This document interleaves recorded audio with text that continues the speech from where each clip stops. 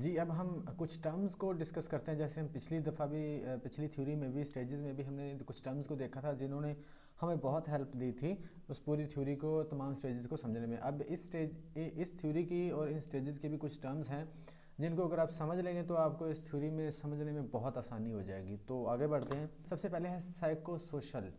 ये टर्म समझते हैं। साइको सोशल बेसिकली है क्या? Psycho is about mind, brain and personality. जहाँ पर साइको की बात आ जाएगी तो वो बेसिकली उसका मतलब होता है कि हमारे वो माइंड से रिलेटेड होती है, ब्रेन और पर्सनैलिटी को लेकर उसमें जिक्र किया जाता है चीज़ों का। उसके बाद social is about the environment. Environment जिसमें हम रह रहे होते हैं, हमारे इर्द गिर्द की जो चीज़ें होती हैं, जो माहौल होता है, उसको सोशल में लेके आ जाएंगे हम, उसको सोशल में गिना जाएगा। So we can say that this theory discuss the personality with its mental processes and environment. वो कहते हैं कि इसका मतलब ये है कि ये जो थ्योरी डिस्कस करती है पर्सनैलिटी को किस तरह, it's mental processes and it's environment, mental processes और इन्वायरमेंट को लेकर इसको इसमें डिस्कस किया जाता है चीज़ों को। उसके बाद है एपिजेनेटिक प्रिंसिपल ऑफ मैच्योरेशन। ये एक टर्म है इसके अंदर, इसको समझना भी हमारे लिए ज़रूरी है क्योंकि ये इसको समझेंगे तो आगे बढ़ सकेंगे। The idea that human development is governed by A sequence of stages. इसका मतलब है डेवलपमेंट का जो आइडिया है उसमें एक सीक्वेंस होती है स्टेजेस की, दैट डिपेंड ऑन जेनेटिक और हेरिडिटरी फैक्टर्स। ये स्टेजेस डिपेंड कर रही होती हैं जेनेटिक फैक्टर्स पर, या हमारी हेरिडिटरी होती है ना जो उस पर डिपेंड कर रही होती है, उन फैक्टर्स पर डिपेंड कर रही होती है। यानी कि जिस तरह जो चीज़ें हमें जेनेटिकली मिली होंगी या हेरिडिटी में मिली होंगी, उसके हवाले से ही, उस तरह से ही हमारी जो डेवलपमेंट हो रही होगी, मुख्तलिफ स्टेजेस उसी के मुताबिक ही हम आगे प्रोसेस करेंगे। It means that inherited forces are the determining characteristics. जो भी मैंने बात की है यही डिटर्मिन करती हैं characteristics of the development stages of personality, कि वो डेवलपमेंटल स्टेजेस किस तरह से होंगी, यही करेक्टरिस्टिक्स हमारी डिस्कस कर रही होती है जेनेटिकली जो हमें चीज़ें मिलती हैं। But social and environment forces also influence the development stages.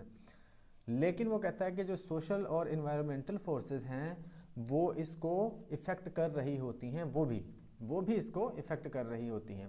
So we can say that personality development affected by both biological and social factors.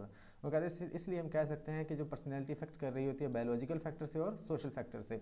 ये मैंने इतना ज़्यादा इसलिए लिखा हुआ है कि आप अगर पहली दफ़ा इसको पढ़ रहे हैं, जब बाद एक से ज़्यादा दफ़ा पढ़ा है तो आपको नोट्स भी बनाने में आसानी हो आपको, वरना मैं कुछ 2-3 लाइनें लिख के भी मैं इसको बता सकता था। ये इतना सारा लिखने की वजह यही है कि आपने अगर नोट्स बनाने हैं तो नोट्स भी बना सकते हैं।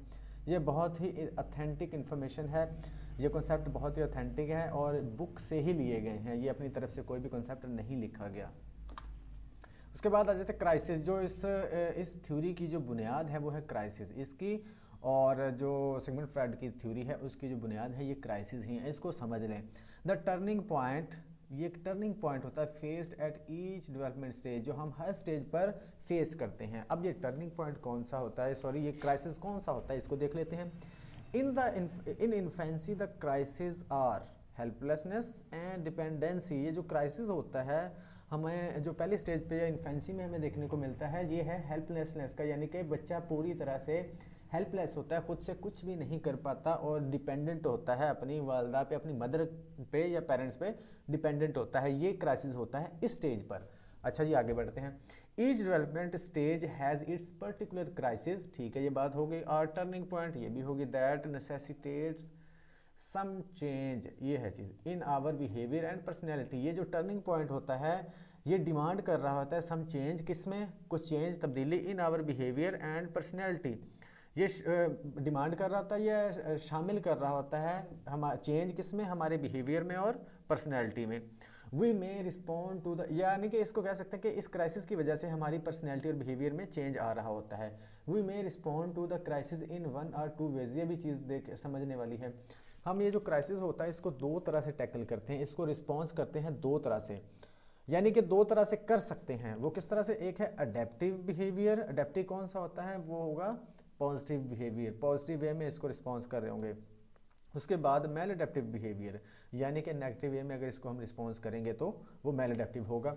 Only when we have resolved each conflict, जब हम रिजॉल्व कर लेते हैं ईच कॉन्फ्लिक्ट को, जो कॉन्फ्लिक्ट या क्राइसिस हमें होता है, can the personality continue its normal development sequence and acquire the strength to confront the next stage crisis. वो कहता है कि जब हम इस क्राइसिस को अच्छे से रिजॉल्व कर लेते हैं, यानी कि पॉजिटिव वे में इसको रिजॉल्व करते हैं, ये जो क्राइसिस हर स्टेज में मिल रहा होता है, तो ही पर्सनैलिटी कंटिन्यू करेगी इट्स नॉर्मल डेवलपमेंट सीक्वेंस, एक नॉर्मल डेवलपमेंट यानी कि एक नॉर्मल सीक्वेंस में वो जाएगी, एंड एक्वायर द स्ट्रेंथ, और वो स्ट्रेंथ ले लेती है, उसको स्ट्रेंथ मिल जाती है, उसको बैकअप मिल जाता है, किसको, किस लिए, to confront the next stage crisis, जो अगली स्टेज में उसको क्राइसिस फेस करना होता है। जिस तरह से मैंने बताया कि जो पहली स्टेज है, फर्स्ट स्टेज इन्फेंसी वाली है, उसमें क्राइसिस उसको फेस करना पड़ता है हेल्पलेसनेस का और डिपेंडेंसी का। इसी तरह से अगर ये वाला क्राइसिस उसने पॉजिटिव वे में इसको टैकल कर लिया, इसको रिजॉल्व कर लिया, तो फिर उसको स्ट्रेंथ मिल जाएगी, उसको थोड़ी सी पावर मिल जाएगी अगली स्टेज का जो क्राइसिस होगा उसको टैकल करने के लिए, उसको रिजॉल्व करने के लिए। If the conflict at any stage remains unresolved, ये भी इंपॉर्टेंट थिंग है, अगर किसी स्टेज के ऊपर उसका जो क्राइसिस है वो अनरिजॉल्व रह जाए, we are less likely to be able to adapt to later problems. उस अनरिजॉल्व कॉन्फ्लिक्ट या क्राइसिस की वजह से हमें जो अगली स्टेजेस में प्रॉब्लम्स आएंगी या आगे बढ़ जाकर प्रॉब्लम्स आएंगी, हम उनको भी सही से टैकल नहीं कर पाएंगे अगर ये रिजॉल्व नहीं होता। A successful outcome is still possible, वो कहता है कि सक्सेसफुली रिजॉल्व किया जा सकता है, but it will be more difficult to achieve, लेकिन वो कहता है कि इसको अचीव करना बहुत डिफ़िकल्ट है, इसको अचीव करना डिफ़िकल्ट है नॉर्मली। वो कैसे, आगे चलते हैं। हाउ टू कॉप क्राइसिस, वो कहते हैं कि किस तरह से इसको हम कॉप कर सकते हैं। ये क्राइसिस बहुत इंपॉर्टेंट कॉन्सेप्ट है इस स्टेज का, अगर आपने इसको समझ लिया तो आपको ना सिर्फ ये स्टेज ये थ्योरी समझ आ जाएगी, बल्कि वो सिगमंड फ्रॉइड वाली भी आप थ्योरी को अच्छे से समझ जाओगे। एरिक एरिक्सन जो believe that the ego must incorporate maladaptive as well as adaptive ways of coping, वो कहता है कि जो ईगो होती है, क्योंकि ईगो रिस्पॉन्स कर रही होती है, वो कहता है कि ये दो तरह से रिस्पॉन्स कर सकती है, adaptive as well as maladaptive behaviour, यानी कि जो क्राइसिस होता है उसको कॉप करने के दो तरीके होते हैं इसके पास। For example in infancy we can respond to the crisis of helplessness and dependency by developing a sense of trust और अ सेंस ऑफ मिसट्रस्ट। हाँ जी, ये बात आ गई। ये जो इन्फेंसी में हमें क्राइसिस आता है जो हेल्पलेसनेस और डिपेंडेंसी का होता है, इसको हम दो तरह से रिजॉल्व कर सकते हैं, दो तरह से रिस्पॉन्ड कर सकते हैं। सॉरी इससे अगर हम इसको रिजॉल्व करते हैं या अनरिजॉल्व रह जाता है तो उस दो तरह से हम इसको रिस्पॉन्स करेंगे। ट्रस्ट होगा, हमारी सेंस ऑफ ट्रस्ट होगा, या फिर सेंस ऑफ मिसट्रस्ट बिल्ड होगा हमारी पर्सनैलिटी में। अगर तो पॉजिटिव वे में इसको हम रिजॉल्व कर लेते हैं तो फिर हमारी पर्सनैलिटी वो कहते हैं कि ट्रस्ट करके रिस्पॉन्स करती है, अगर ना कर सके तो फिर मिसट्रस्ट क्रिएट हो जाता है हमारी पर्सनैलिटी में। उसके बाद ट्रस्ट क्या होता है? ट्रस्ट कहते हैं the adaptive and desirable way of coping. ये अडेप्टिव और यानी कि पॉजिटिव और डिज़ायरेबल वे ऑफ कोपिंग होता है कि इस तरह से वो कोप करने की कोशिश करता है, वो करने की ख्वाहिश करता है। It is healthier psychological attitude, और ये हेल्दी वे है रिस्पॉन्स करने का। Yet each of us must also develop some degree of mistrust as a form of protection. वो कहता है कि हमें ट्रस्ट के साथ साथ थोड़ी सी जो है मिसट्रस्ट भी क्रिएट करना चाहिए। वो क्यों? वो इसलिए कि हम प्रोटेक्शन के तौर पर उसको डिवेलप करें। क्यों? वो कैसे देखते हैं। If we are totally trusting, अगर हम, वो कहते हैं कि पूरी तरह से ट्रस्ट करना ही शुरू कर देंगे तो क्या होगा? We will be vulnerable to other people's attempts to deceive, mislead, manipulate us. वो कहते हैं अगर हम ट्रस्ट ही करते रहेंगे तो लोग हमें धोखा दे सकते हैं, मिसलीड कर सकते हैं और मैनिपुलेट कर सकते हैं, यानी कि अपनी मर्जी से चला सकते हैं अगर हम सिर्फ ट्रस्ट ही करते रहेंगे। तो वो इसलिए कहता है कि आपको थोड़ा सा मिसट्रस्ट भी क्रिएट करना है, वो भी थोड़ा सा देखना है उसको। Ideally at every stage the ego will be balanced. Ego balance होगी हर स्टेज पर, कैसे? By some portion of negative attitude. वो कहता है कि जो ईगो है हर स्टेज पर वो बैलेंस होगी अगर आप थोड़ा सा उसमें नेगेटिव एटीट्यूड भी डालेंगे। जैसे मैंने आपको बोला ना, एक अडेप्टिव बिहेवियर होगा, एक मेल अडेप्टिव होगा। वो कहता है थोड़ा सा आपने हर स्टेज पर थोड़ा सा मेल अडेप्टिव बिहेवियर भी अडॉप्ट करना है। Only then can the crisis be considered satisfactorily resolved. फिर ही हम समझ सकते हैं कि सेटिस्फैक्टरली रिजॉल्व हो चुका है आपका जो क्राइसिस है, अगर आप थोड़ा सा नेगेटिव वे में भी उसको रिस्पॉन्स करते हैं। वो जैसे पिछले हमने डिस्कस कर लिया कि प्रोटेक्शन के तौर पर, if we resolve our conflict we grow normally, if we resolve our conflict, अगर हम कॉन्फ्लिक्ट को रिजॉल्व कर लें तो हम नॉर्मली ग्रो करते हैं एंड एक्वायर द स्ट्रेंथ और virtue to confront the next stage crisis. ये भी एक इम्पॉर्टेंट पॉइंट है इसका कि अगर हम इसको पॉजिटिवली रिजॉल्व कर लेते हैं, कॉन्फ्लिक्ट को नॉर्मली रिजॉल्व कर लेते हैं, तो हमें एक स्ट्रेंथ पैदा होती है, स्ट्रेंथ या वर्च्यू पैदा होती है, एक कुव्वत मिलती है हमें टू कन्फ्रंट, सामना करने के लिए द नेक्स्ट स्टेज क्राइसिस, अगले स्टेज की जो क्राइसिस है उसका सामना करने के लिए, उसको टैकल करने के लिए, जैसे हमने पीछे भी जिक्र किया था। आगे आ जाते हैं बेसिक स्ट्रेंथ और वर्च्यू होती क्या है बेसिकली, ये देखते हैं। Motivating characteristics and believes that derive from the satisfactory resolution of the crisis at each development stage. वो कहते हैं कि मोटिवेटिंग करेक्टरिस्टिक्स होती है, एक करेक्टरिस्टिक होती है एंड या बिलीव होता है दैट ड्राइव फ्रॉम द, जो हमें मिलता है किससे, अगर हम सेटिस्फैक्टरली रिजॉल्व कर लेते हैं, रेजोल्यूशन हो जाती है हमारी सेटिस्फैक्टरी ऑफ द क्राइसिस की, यानी कि पॉजिटिव में गए उसको हम रिजॉल्व कर लेते हैं हर डेवलपमेंट स्टेज पे, तो हमें ये स्ट्रेंथ मिलती है।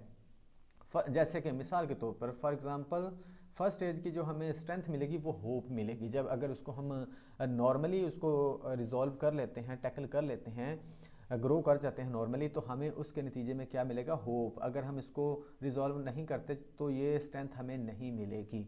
होप का मतलब उसमें उम्मीद होती है कि कोई भी मैं काम करूँगा तो उसका मुझे अच्छा ही रिजल्ट मिलेगा। He suggested that these strengths are interdependent. वो कहता है कि ये जो एरिक्सन है वो कहता है कि ये इंटरडिपेंडेंट होती हैं, ये जो स्ट्रेंथ होती हैं ना, means any one strength cannot develop until the strength associated with the previous stage has been confirmed। तब तक अगली स्टेज की स्ट्रेंथ क्रिएट नहीं होगी, वो आपको नहीं मिलेगी जब तक कि आपकी जो प्रीवियस स्टेज की स्ट्रेंथ है वो ना कंफर्म हो जाए, वो ना डेवलप हो जाए, तब तक आपको अगली स्टेज की स्ट्रेंथ भी नहीं मिलेगी। इससे अंदाज़ा लगाया जा सकता है कि ये थ्योरी कितनी इम्पॉर्टेंट है, क्योंकि ये बहुत सारी चीज़ें ऐसी हैं जो अगर हम समझ लें तो हम रोज़मर्रा ज़िंदगी में अपने जो क्लिनिकल साइकोलॉजिस्ट बनने जा रहे हैं वो लोगों को समझ सकते हैं, और इस अगर समझ लिया उन्होंने तो इसका इलाज करना भी आसान हो जाता है। आगे जाते हैं सिग्निफिकेंट रिलेशनशिप। अच्छा जी, इस हर स्टेज के ऊपर हमें कोई ना कोई रिलेशन देखने को मिलेगा जिससे बच्चा इंटरेक्ट कर रहा होगा, जिससे इंटरेक्ट करेगा उसी से रिलेशन हो जाएगा उसका। हर स्टेज पर वो डिफरेंट रिलेशन होता है उसका। जैसे कि फर्स्ट स्टेज पर मदर के साथ उसका रिलेशनशिप होगा, जाहिर सी बात है बच्चा डिपेंडेंट होता है तो वो मदर ही उसकी केयर करती है उस वक्त। Relations or interactions on which completion of stage is dependent, और इसी पर रिलेशन पर डिपेंड कर रही होती है कंप्लीशन ऑफ स्टेज। नॉर्मली जो कंप्लीशन होती है इसी पर डिपेंड कर रही होती है। अगर तो ये ठीक रिलेशन सही रहे तो वो नॉर्मल कंप्लीशन होती है, अगर सही ना हो तो वो नॉर्मल नहीं होती। इवेंट्स, यहाँ पर कुछ इवेंट्स होते हैं जिसकी वजह से जो रोल प्ले करते हैं स्टेज को डेवलपमेंट को आगे बढ़ाने में। Happening which play major role in successful, ये भी मेजर रोल प्ले करते हैं successful completion of a stage. जैसे कि मदर फीड करती है बच्चे को, केयर करती है, ये इवेंट्स होंगे, बच्चे को फीड करना, उसकी केयर करना। एरिक्सन बिलीव वो यकीन रखता था each stage of life is associated with the specific psychological struggle. वो कहता है कि हर स्टेज पर हमें कोई ना कोई साइकोलॉजिकल स्ट्रगल करना पड़ती है, स्ट्रगल का सामना करना पड़ता है। A struggle that contributes to major aspect of personality, और यही स्ट्रगल होती है जो कंट्रीब्यूट करती है किसमें, मेजर एस्पेक्ट ऑफ पर्सनैलिटी में। जो हमारी पर्सनैलिटी में मेजर एस्पेक्ट्स क्रिएट हो रहे होते हैं, बनने होते हैं, जो हमारी पर्सनैलिटी के मेजर एस्पेक्ट्स होते हैं उसमें कंट्रीब्यूट कर रही होती है कि हमारी पर्सनैलिटी किस तरह से डेवलप होनी है। तो ये था हमारे जो एरिक एरिक्सन का थोड़ा सा तारुफ, इंट्रोडक्शन, और जो इसकी की टर्म्स हैं इस थ्योरी को समझने में, इन स्टेजेस को समझने में जो हमें बहुत हेल्प करेंगी ये थी। अब हम इसकी जो स्टेजेस हैं उनको वन बाय वन डिस्कस करेंगे और देखेंगे कि उनमें क्या बोला गया है।